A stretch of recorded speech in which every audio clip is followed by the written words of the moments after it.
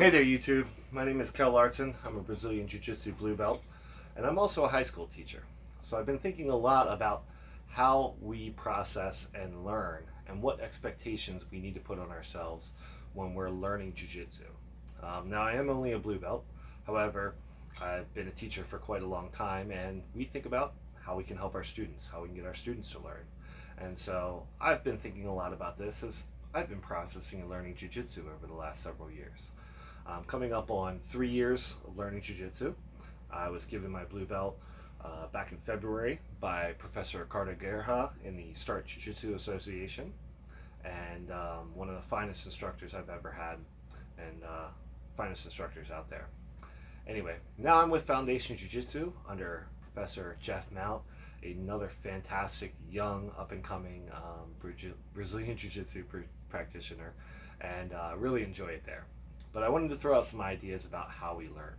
Right? And I've been running these past a bunch of other higher belts and some other folks in the gym and thinking about how we learn. So I wanted to start off first with this idea of concept versus technique.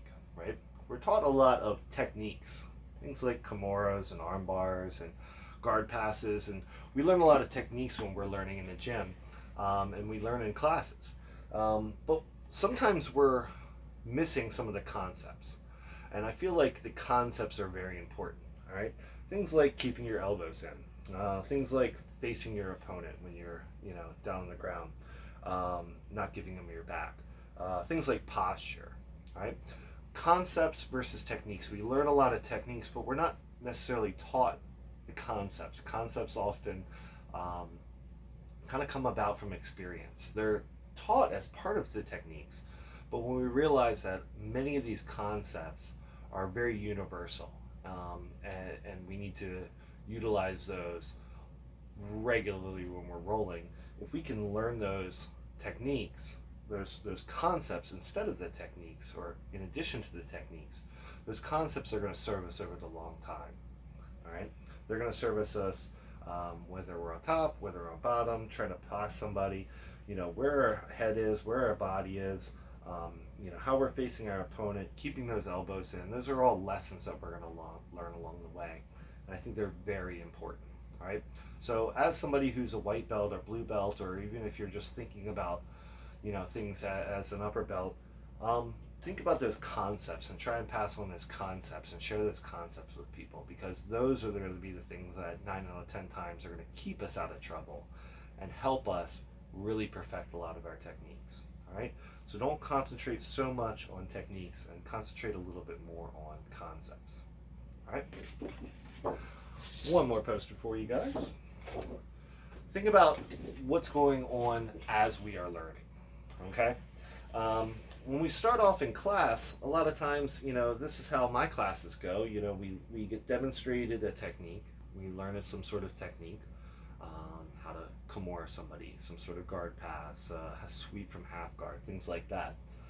And we're demonstrated it, and we watch and learn and we pay attention, right? And then we go on to drilling it. Now, hopefully you guys are taking the time to drill from slow to faster, right? Make sure you're not skipping or missing essential parts of those techniques. Some of these techniques can be 6, 7, 8, 10, 12 steps, right? So we want to take our time so that we're working slow to fast and that we're hitting each of these steps the way they're supposed to be hit. All right. Then we're kind of left alone with that technique, right? We're left alone and we're, use it, don't use it. Use it and you'll get better. Don't use it and you won't, right? So how do we put it into play in rolling, and where are the expectations? Because that night you can take it and use it right away when you go to roll with somebody, slap hands, like, oh, I'm going to get them into a half guard and I'm going to do this, right? That may work. You may also never get to half guard that night, right? So drilling with some intention is very important. You can take time and do that to reinforce things, of course. But as we're rolling, we really are going to come across a couple different processes. If we put that intent on learning and practicing that technique into play, all right? We're going to start first by recognizing situations, right? Oh, I'm in the half guard. Oh, he's got this exposed. his body's over here. I can do that sweep I learned from class the other day. Now, if you're with somebody who's at your level or below, you may have time to think through those steps and remember them, right? Attempt them and hopefully get to the point where you can execute them. But this may take a while. Just recognizing the situations for a white belt is very challenging. All right?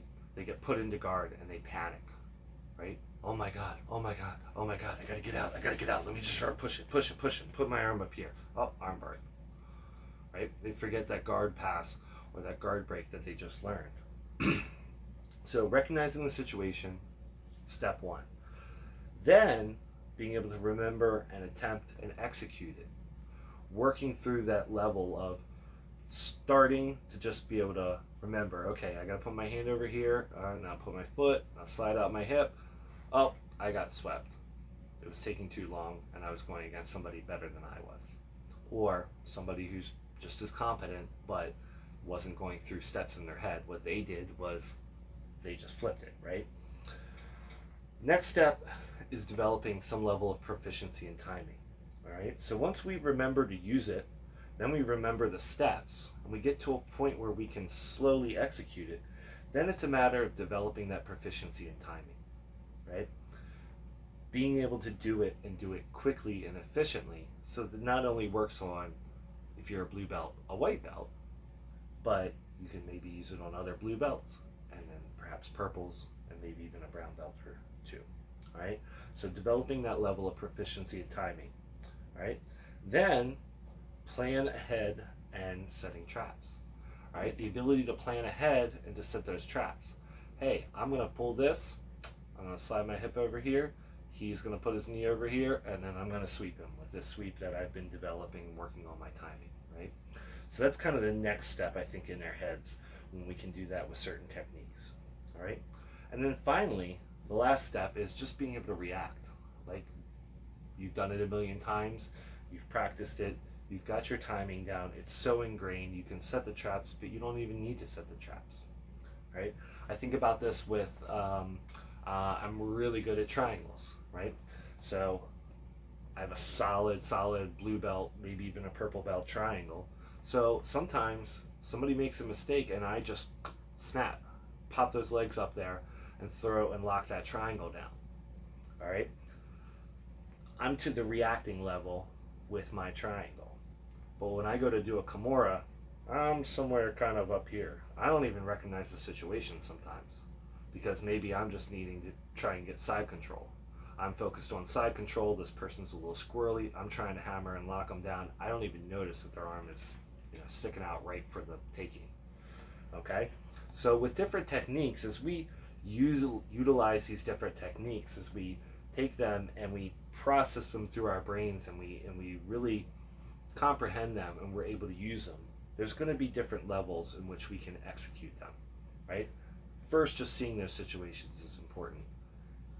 Even if you see it and you walk away and you don't even get a chance to pull it, but after the roll you walk away and you're like, you know what, I could have or should have used that there. Next time you roll, that may come up, and this time you pop and you might be attempting it. Okay, put my arm here, shift my body here, put my hips over. Oh, I got swept because I took too long.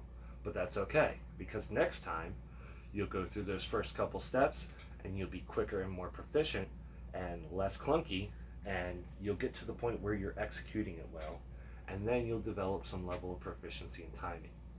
So take these, with each of these techniques that we learn, we've got to go further on our own.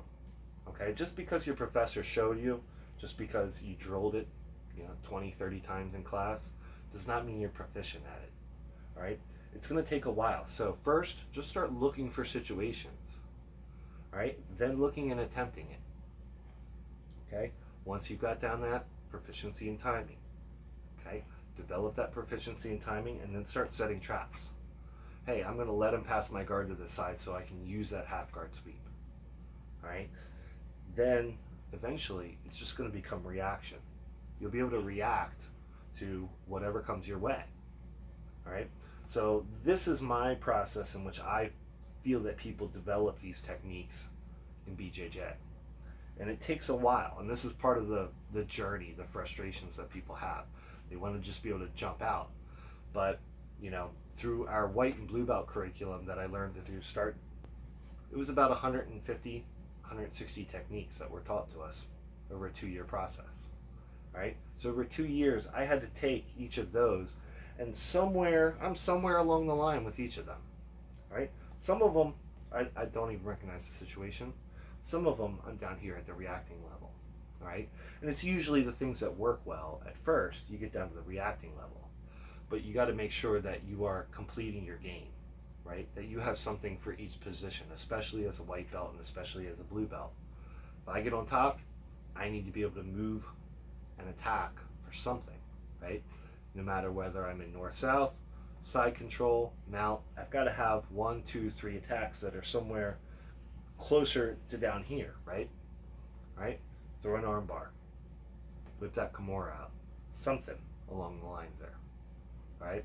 So don't get frustrated. Just realize, hey, where am I along these steps for my BJJ progress with this particular technique or series of techniques? And then, once you're honest with yourself, you let that ego fall away, go out and actively work it. All right? If you're right here with your side control escapes and you can't even execute it, well, then you need to work on that.